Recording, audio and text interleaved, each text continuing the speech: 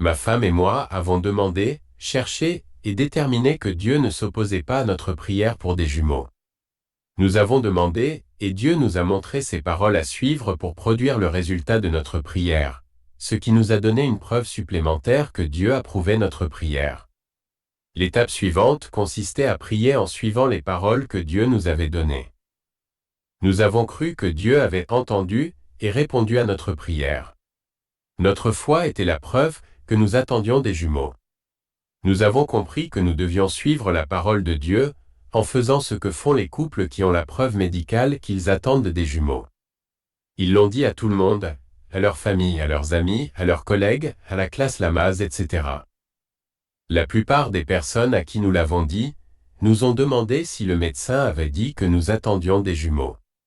Nous leur avons répondu que non, que nous attendions des jumeaux parce que nous avions demandé à Dieu des jumeaux, un garçon et une fille. Nous avons continué à croire, lorsque les multiples examens Doppler n'ont révélé qu'un seul battement de cœur.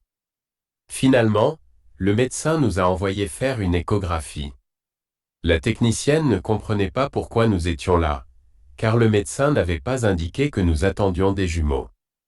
Lorsque j'ai dit que l'une des raisons pour lesquelles nous étions là était de voir combien de bébés il y avait, elle a demandé pourquoi nous pensions qu'il pourrait y en avoir plus d'un.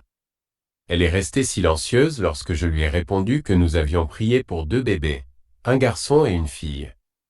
Elle a été choquée lorsqu'elle a commencé à scanner et qu'elle a vu 2 bébés. À ce moment-là, même si elle ne pouvait pas déterminer le sexe des 2 bébés, elle était convaincue que nous avions un garçon et une fille.